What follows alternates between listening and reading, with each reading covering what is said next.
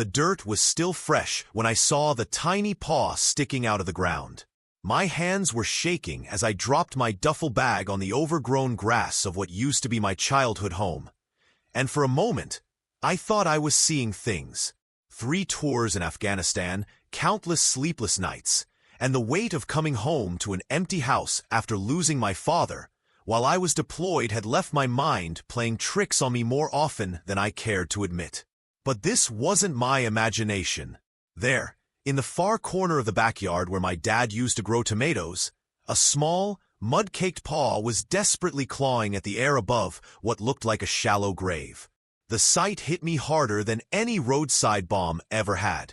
The October wind was cutting through my jacket, but I felt frozen in place, staring at this impossible scene that seemed pulled from my worst nightmares. Speech balloon, I'd love to know. What time is it where you are right now? And which city or state are you watching from? My name is Marcus Daniel Rodriguez, and I'm 32 years old. When I was 8, my father brought home a German Shepherd puppy named Rex, and that dog became my whole world. He was my protector, my confidant, and my best friend through the roughest years of my childhood. When my mother left us the year I turned 10, Rex was the one who slept by my bed every night. Sensing somehow that a little boy needed something steady and loyal in a world that felt like it was constantly shifting beneath his feet. Dad worked double shifts at the steel mill to keep us afloat after Mom left, which meant Rex and I spent most afternoons alone in this very backyard, playing fetch until the streetlights came on and Dad's truck pulled into the driveway.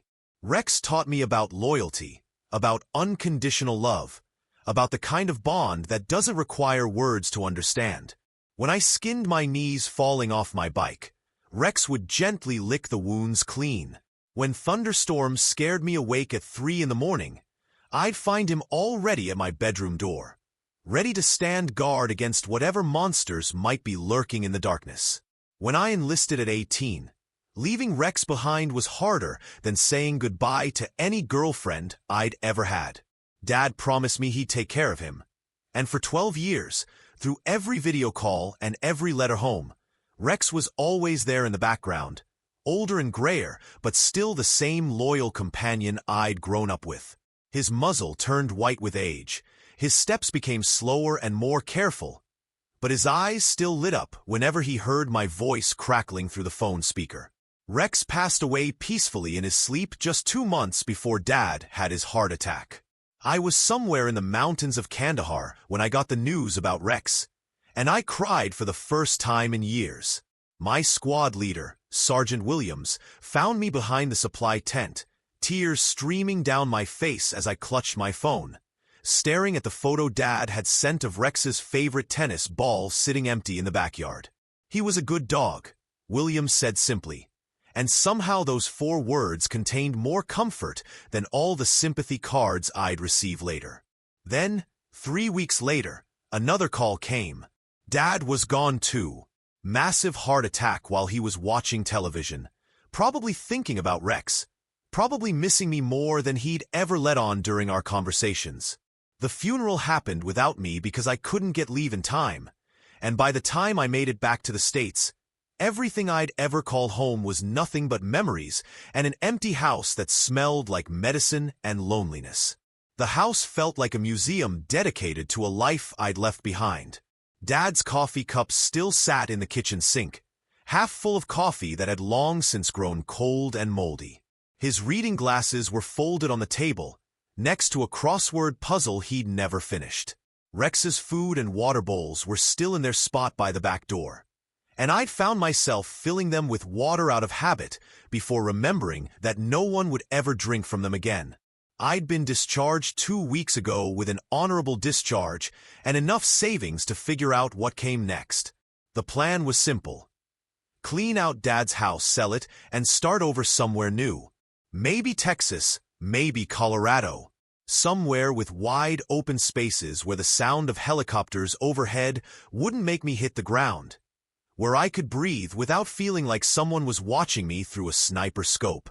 But standing there in that overgrown backyard, staring at that tiny paw fighting for life, All my plans seemed to fade away like smoke on the wind.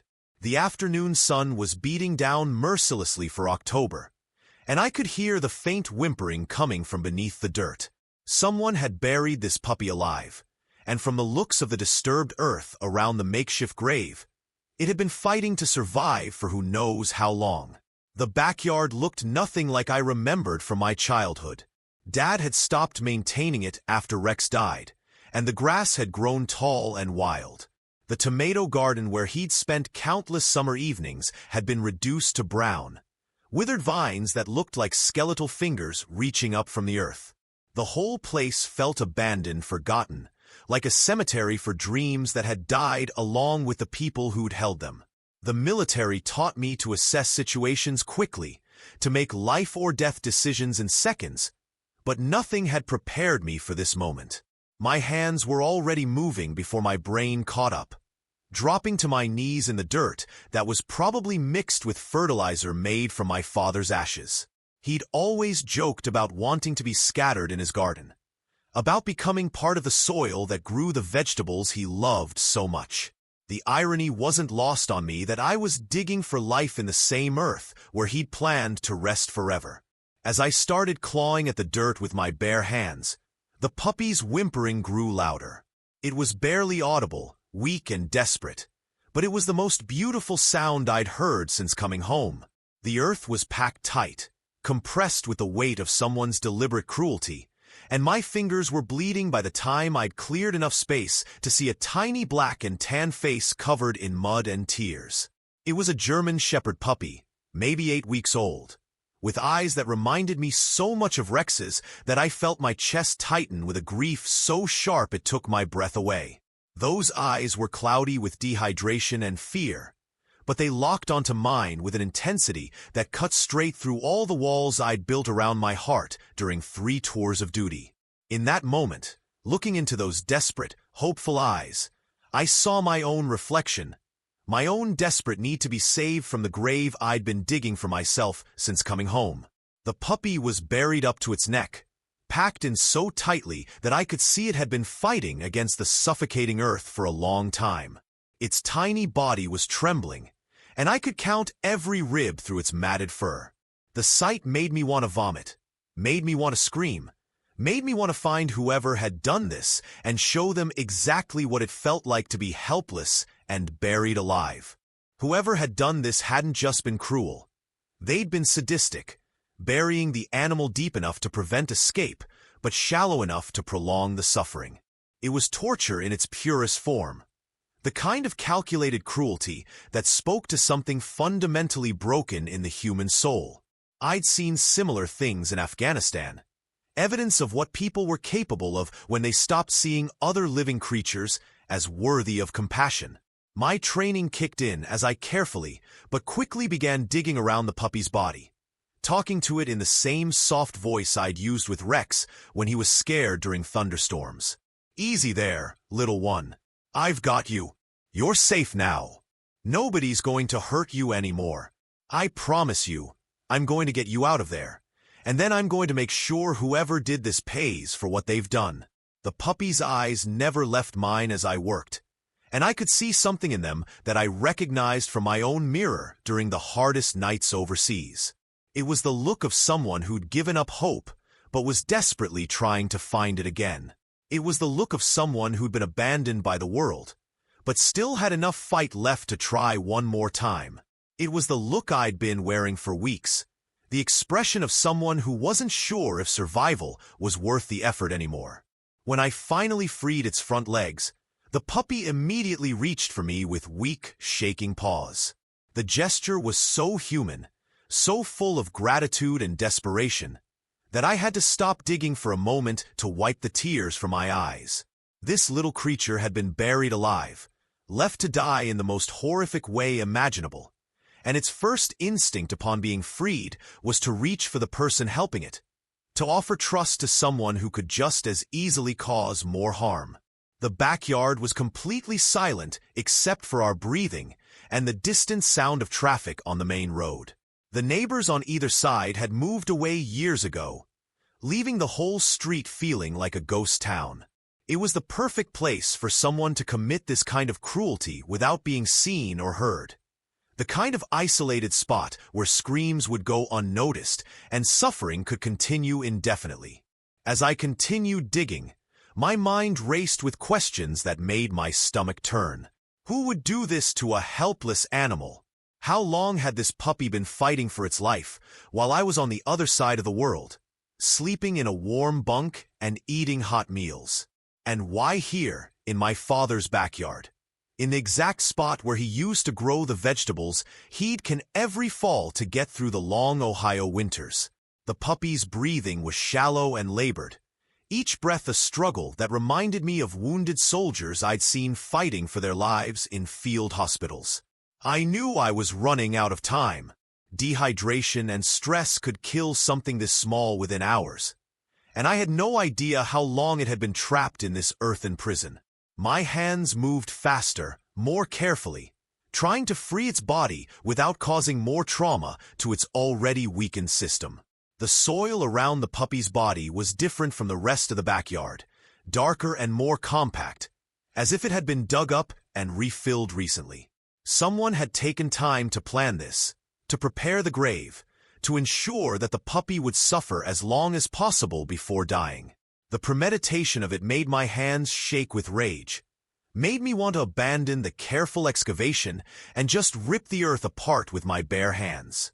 When I finally cleared enough dirt to see its tiny chest rising and falling, I noticed a collar around its neck. It was too big, clearly meant for a larger dog, and it was covered in mud and what looked like dried blood. The tags were unreadable, covered in so much grime that I couldn't make out any letters or numbers, but the collar itself looked expensive, the kind of thing someone might put on a purebred puppy they planned to sell. That's when the pieces started falling into place. This wasn't random cruelty. This was someone getting rid of evidence, disposing of an animal they couldn't sell or didn't want to deal with. Maybe the puppy had been sick, maybe it was the runt of the litter. Maybe it was just inconvenient to keep alive. The thought made my stomach turn, and my hands clench into fists.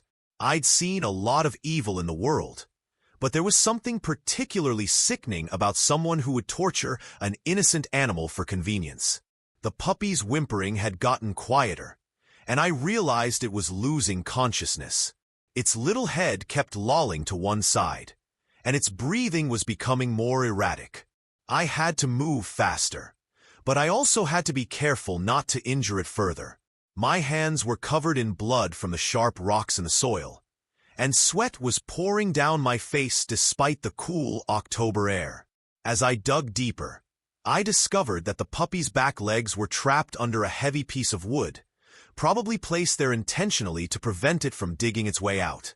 The wood was waterlogged and heavy, covered in moss and decay that suggested it had been sitting in someone's yard for months before being repurposed as an instrument of torture. It took all my strength to lift the wood without dropping it on the puppy's fragile body. As I struggled with the weight, I could feel the puppy's eyes on me, trusting me completely despite having every reason to fear humans. That trust was both heartbreaking and motivating. A reminder that some creatures still believed in the possibility of kindness, even after experiencing the worst humanity had to offer. When I finally freed its hindquarters, I could see that one of its back legs was twisted at an unnatural angle. Broken, probably from trying to kick its way out of the makeshift grave.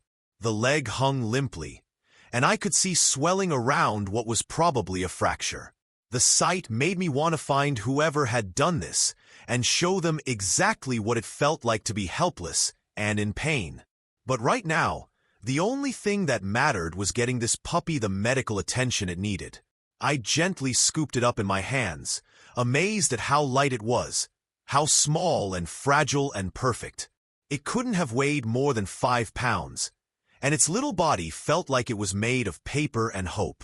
Its fur was matted with dirt and debris, but underneath I could see the classic German Shepherd coloring that reminded me so much of Rex as a puppy. The moment I lifted it from the ground, the puppy's eyes opened wider, and it let out a soft sound that was part whimper, part sigh of relief. It was as if it finally understood that the nightmare was over, that someone had cared enough to dig it out of its living grave and hold it close. The sound went straight to my heart, bypassing all my defenses and hitting something raw and tender that I'd thought was dead and buried along with everyone else I'd ever loved. I cradled it against my chest, feeling its tiny heartbeat against my palm like a bird's wing fluttering against glass. For the first time since I'd come home, I felt like I had a purpose again. This little creature needed me, trusted me, depended on me for its very survival. After months of feeling useless and directionless, suddenly I had the most important job in the world. The puppy's breathing was still labored, and I could feel how dehydrated it was by the way its skin stayed tented when I gently pinched it. Its little tongue was dry and pale, and its gums had a grayish tint that I recognized from my medical training as a sign of shock. I needed to get it to a veterinarian immediately, but first I had to clean some of the dirt from its mouth and nose so it could breathe more easily. Using the sleeve of my shirt, I carefully wiped the mud from around its tiny muzzle, and the puppy immediately tried to lick my fingers. Even in its weakened state, even after being buried alive and left to die, its instinct was still to show affection to the person who was helping it. The gesture was so pure, so full of forgiveness and hope, that I felt something crack open in my chest, something that had been frozen solid since the day I'd gotten the call about my father. That's when I made a decision that would change both our lives forever. I wasn't going to just save this puppy and find it a home somewhere else. I was going to keep it, raise it, love it the way my father had loved Rex. This little survivor was going to be my companion, my family, my reason to build a life worth living instead of just existing from day to day. Looking into those trusting eyes, I made a promise that I would never let anyone hurt this creature again, that I would spend the rest of my life making up for the cruelty it had already endured. As I stood up with the puppy in my arms, I looked back at the hole in the ground where I'd found it. The sight of that earthen prison made me feel sick all over again, but it also filled me with a determination I hadn't felt since my last day in the service. Whoever had done this was still out there, probably thinking they'd gotten away with it. They had no idea that they'd just made the biggest mistake of their lives. But right now, justice could wait. Right now, I had a life to save. The drive to the emergency veterinary clinic felt like the longest 20 minutes of my life. I'd wrapped the puppy in an old army blanket I kept in my truck, one that still smelled like sand and diesel fuel from my last deployment. It lay curled against my chest as I drove, its tiny body still trembling, but its breathing slightly more stable. Every few seconds, I'd feel it shift position, trying to get closer to the warmth of my body. And each movement reminded me that this fragile little life was completely dependent on my decisions. I kept talking to it during the drive, telling it about Rex, about my father, about the life we were going to build together. I told it about the backyard where we'd play fetch, about the warm bed where it would sleep, about all the toys and treats and love it would receive once it was healthy again. The puppy's eyes stayed fixed on my face as I talked, as if it was memorizing every word, storing up these promises of a better future against the memory of that terrible grave. The emergency clinic was in the next town over, a modern building with bright fluorescent lights that hurt my eyes after months of getting used to the softer lighting of my father's house. The parking lot was mostly empty except for a few cars belonging to staff members and the occasional pet owner dealing with a late-night emergency. The waiting room was nearly empty except for an elderly man with a cat carrier and a young woman holding a small dog wrapped in a towel. Both of them looked up when I walked in, and I could see the shock in their eyes as they took in the sight of my muddy clothes and the barely conscious German Shepherd puppy in my arms. When I walked through the automatic doors with a muddy, barely conscious German Shepherd puppy in my arms, the receptionist immediately stood up and called for a technician. Within seconds, a veterinary nurse appeared and took one look at the puppy before ushering me into an examination room without asking any questions about insurance or payment methods. The examination room was sterile and bright, with metal tables and cabinets full of medical equipment that reminded me uncomfortably of field hospitals I'd seen overseas. But there was also a warmth to it, a sense of purpose and healing that was completely different from the cold efficiency of military medicine. Dr. Sarah Chun was the veterinarian on duty that evening, a petite woman in her 40s with kind eyes behind wire-rimmed glasses and gentle hands that moved with the confidence of someone who'd spent years saving lives. She took one look at the puppy and immediately began asking questions while starting an 4-line in its tiny leg. How long had it been buried? Was it conscious when I found it? Had it been able to move all its limbs? Had I seen any signs of other injuries or trauma? I answered as best I could, explaining how I'd found the puppy in my father's backyard, buried up to its neck in what appeared to be an intentional grave. Dr. Chen's expression grew darker as I described the scene, and I could see her jaw clench when I mentioned the heavy piece of wood that had been placed over the puppy's hindquarters. "This is deliberate animal cruelty," she said quietly, her voice tight with controlled anger. "Whoever did this knew exactly what they were doing. This puppy has been fighting for its life for hours, maybe days." The examination revealed the full extent of the damage. Besides severe dehydration and hypothermia, the puppy had a fractured tibia in its left hind leg, several deep lacerations from trying to dig its way out, and what Dr. Chun suspected was the beginning stages of shock. Its body temperature was dangerously low, its blood pressure was barely detectable, and its blood sugar levels suggested it hadn't eaten in at least 48 hours. But remarkably, considering what it had been through, its vital organs seemed to be functioning normally. Its heart rate was weak but steady, its lungs were clear despite the dirt it had been breathing, and its neurological responses suggested no brain damage from oxygen deprivation. "It's going to be touch and go for the next 24 hours, Dr. Chun explained as she carefully cleaned the wounds on the puppy's paws. "The dehydration is severe, and puppies this young don't have much reserve to draw from.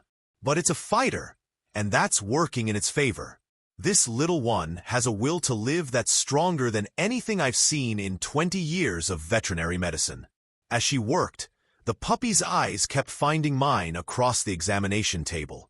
Even within 4 in its leg and surrounded by strangers in a sterile environment, it seemed to understand that I was the one who had saved it, the one who could be trusted. The connection I felt to this tiny creature was unlike anything I'd experienced, stronger even than the bond I'd shared with Rex. There was something almost spiritual about the way it looked at me, as if it could see straight through to my soul and recognize a kindred spirit. We were both survivors, both fighting our way back from the edge of something dark and final. We both knew what it felt like to be buried alive, whether in a literal grave or in the weight of memories and loss that could suffocate just as effectively as dirt. Dr. Chin recommended keeping the puppy hospitalized for at least 3 days to monitor its recovery and ensure the 4 fluids were bringing it back from the brink of dehydration. The fractured leg would need surgery once the puppy was stable enough to handle anesthesia, probably in a week or 2 if it continued to improve. The cost estimates she gave me were staggering. Emergency treatment, hospitalization, surgery, follow-up care, medications, physical therapy. It would eat up a significant chunk of the savings I'd planned to use for starting over somewhere new. But looking at that tiny face, still covered in patches of dirt despite the cleaning, I didn't hesitate for even a second. "Do whatever it takes," I told her. "Money isn't an issue. This puppy is going to get the best care possible, whatever that costs." Dr. Chin smiled for the first time since I'd arrived, and I could see the relief in her eyes. "Too often," she explained, "animals like this one ended up being euthanized because their owners couldn't afford the cost of treatment. But she could see that this puppy had found someone who would fight for it the same way it had fought to survive." That first night, I slept in my truck in the clinic parking lot. I couldn't bear the thought of going back to the empty house, Couldn't stand the idea of being away from the puppy when it was fighting for its life. The nurses thought I was crazy, but Dr. Chen seemed to understand. She'd seen the way the puppy looked at me, noticed how its vitals improved whenever I was in the room. The truck was cold and uncomfortable, but I'd slept in worse places during my deployments. I kept the engine running for heat and dozed fitfully, waking up every hour to check my phone for any calls from the clinic. Around 3 in the morning, that call finally came. Dr. Chen's voice was carefully neutral when she asked me to come inside. The puppy had taken a turn for the worse, its temperature dropping and its breathing becoming labored. She thought I should be there, just in case the worst happened. I followed her inside, my heart pounding, and found the puppy lying motionless in an incubator, oxygen tubes in its tiny nostrils and multiple lines running into its legs. It looked so small, so fragile, like a little toy that had been broken and abandoned. The sight of all those machines, keeping it alive, reminded me too much of the field hospitals, where I'd seen too many young soldiers fighting for their lives. But when I placed my hand against the incubator wall and called its name, the puppy's eyes opened and it tried to lift its head toward the sound of my voice. Dr. Chen opened the incubator door and let me reach inside to gently stroke its head.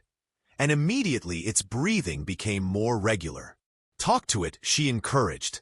"It knows you're here." Sometimes that's all the difference between giving up and holding on. So I did. I told the puppy about Rex, about my father, about the garden where I'd found it, and how my dad would have loved meeting such a brave little survivor. I told it about Afghanistan, about coming home to emptiness, about how finding it had given me something to fight for again. I talked about the future we were going to build together, about walks in the park and games of fetch and lazy afternoons napping in the sunshine. I talked until the sun came up, until the puppy's vital signs stabilized and Dr. Chen finally smiled for the first time in hours. Throughout that long night, I felt something shifting inside me, something that had been frozen solid since my father's death beginning to thaw. This tiny creature was teaching me how to hope again, how to believe that survival was possible, that healing could happen even after the worst kind of trauma. "It's going to make it," Dr. Chen said quietly as the morning light began to filter through the clinic windows. "I don't know how, but this little one has more will to live than animals twice its size. And I think having you here made all the difference." The puppy spent 4 days in the clinic, and I spent 4 days learning what it meant to hope again. Every morning, I'd arrive before visiting hours started, and every evening, I'd be the last to leave. I brought my laptop and worked on the endless paperwork involved in settling my father's estate. But my attention was always on the puppy, watching for signs of improvement, celebrating every small victory. The staff started calling me the devoted dad, and honestly, that's exactly how I felt. I'd never had children, never even considered the possibility during my military career, but sitting beside that incubator, watching this tiny creature fight for its life, I understood for the first time what it meant to love something more than your own survival. On the second day, the puppy was strong enough to drink water from a syringe, lapping weakly at the drops I offered while Dr. Chun monitored its hydration levels. On the third day, it was strong enough to eat solid food, and watching it attack a bowl of puppy kibble with the enthusiasm of someone who'd never expected to eat again was one of the most beautiful things I'd ever witnessed. Its tail, which had been limp and lifeless when I found it, started wagging for the first time on that third day, and the sound of its tiny bark filled me with more joy than I'd thought possible. The nurse on duty called me over to witness the puppy's first attempt to stand up on its own, and I found myself crying as it wobbled unsteadily on 3 legs, favoring the broken one but determined to be upright.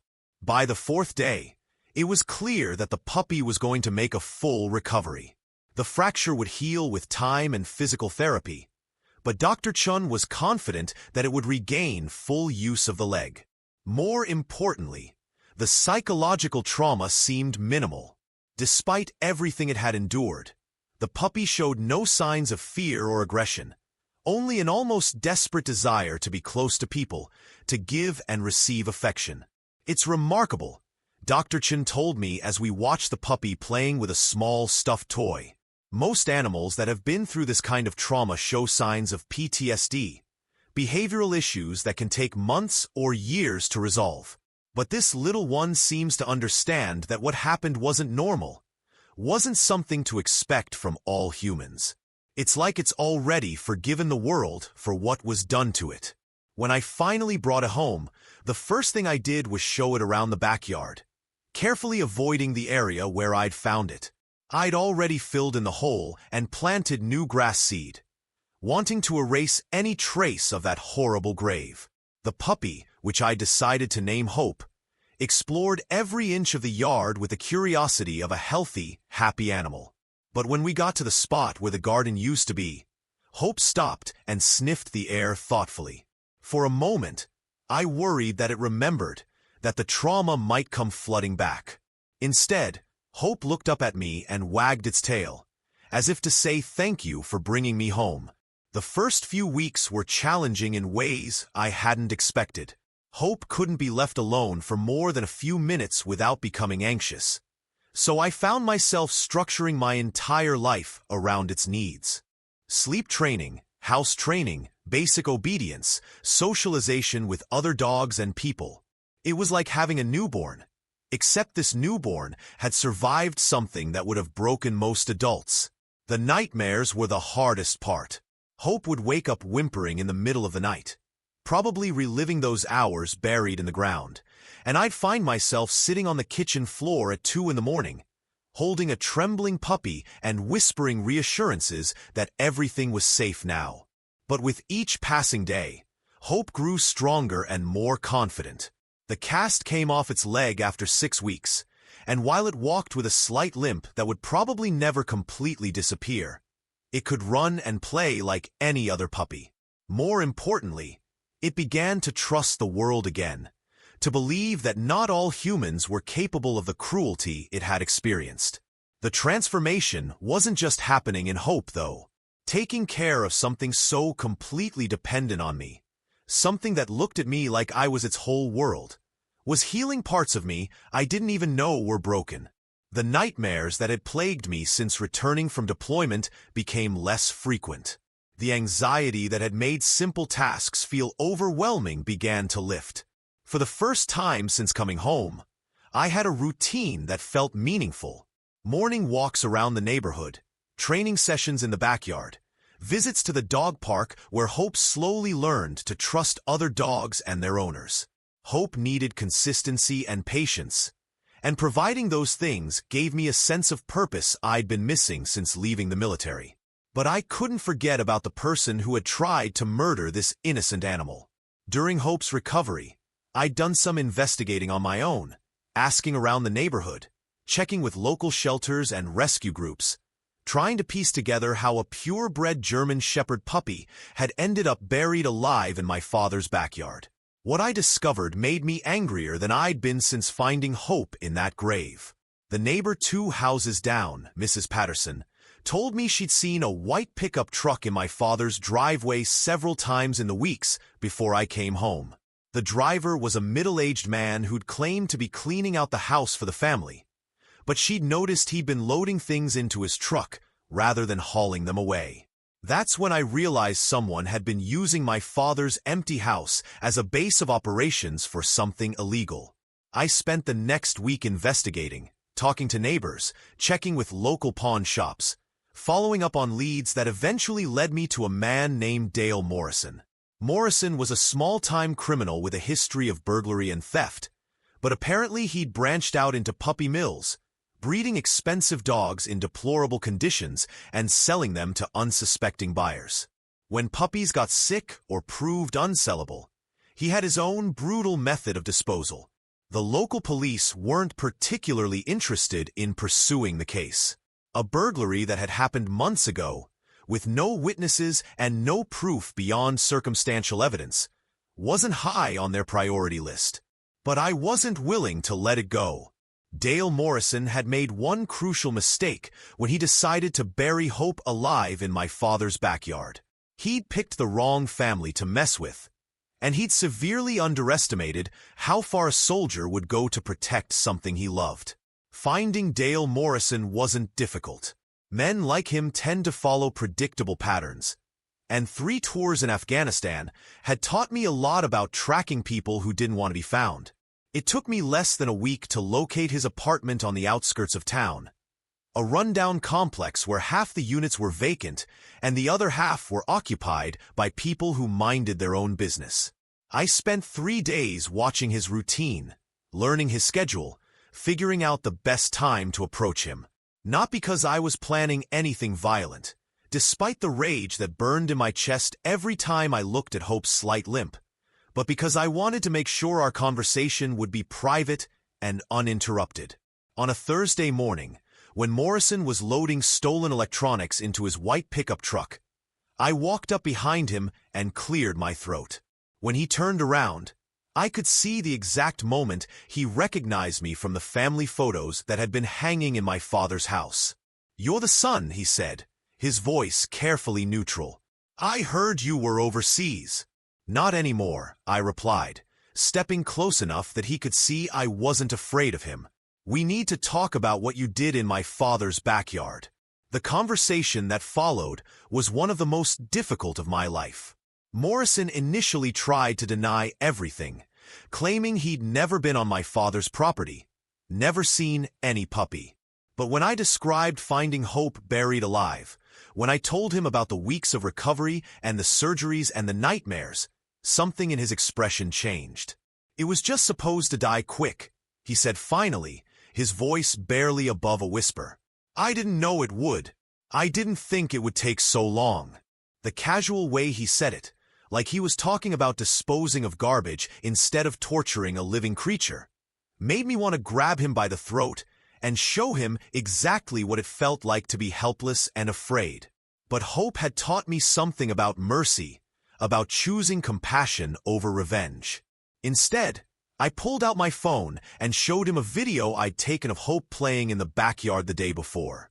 The puppy was chasing a tennis ball, its tail wagging furiously, its whole body radiating joy despite the slight limp that would always remind us of what Morrison had done.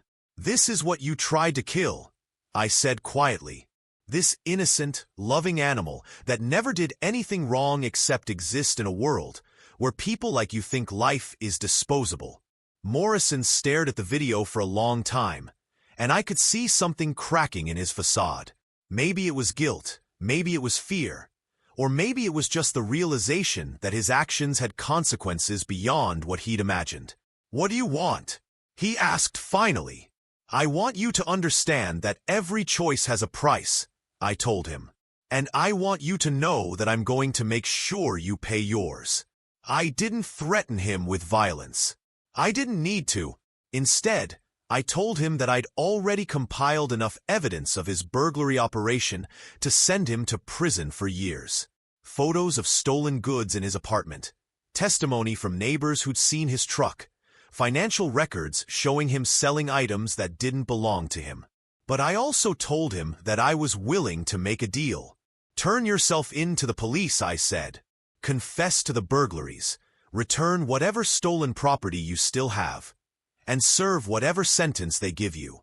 Do that, and I won't press charges for animal cruelty, won't make sure every person in the county knows what you did to an 8-week-old puppy." Morrison looked like he was going to be sick. A burglary conviction might get him a few years in minimum security prison.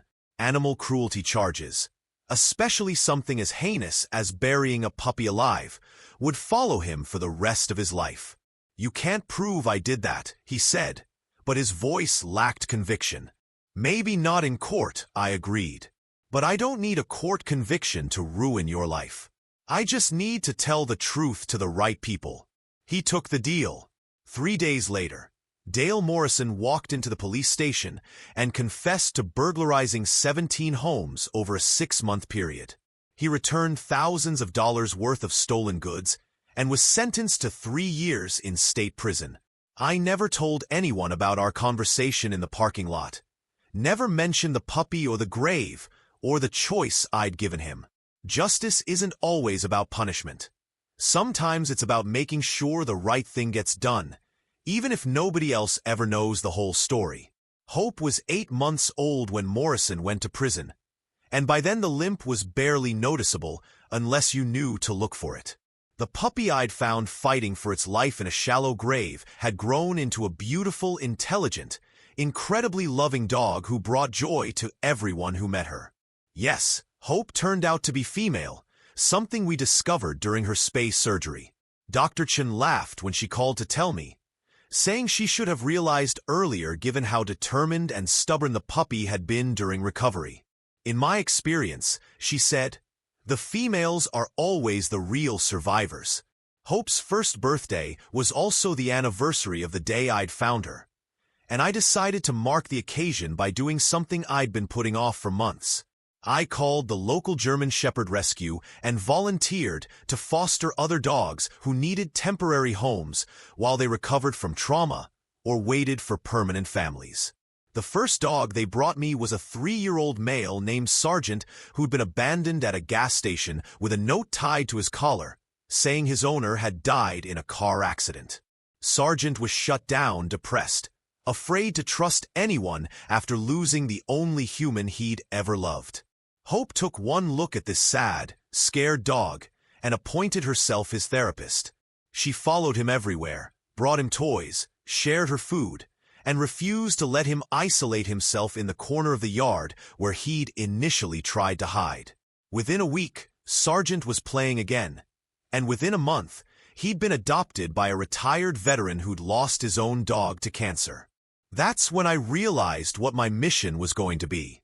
Over the next 2 years, Hope and I fostered 37 dogs. Some were puppies who'd been abandoned. Others were seniors whose families couldn't care for them anymore. Some had been abused. Others had simply been unlucky. But every single one of them learned to trust again, learned to love again, because they saw Hope doing exactly that every day. Hope became something of a legend in the rescue community. Other foster volunteers started calling her the ambassador because of her ability to help even the most traumatized dogs remember what it felt like to be happy. She seemed to understand, on some instinctive level, that every dog who came through our door was carrying its own version of the fear and pain she'd experienced in that grave. Dr. Chun, who'd become a close friend over the years, told me she'd never seen anything like Hope's emotional intelligence. It's like she remembers what it felt like to be saved, she said during one of our regular checkups.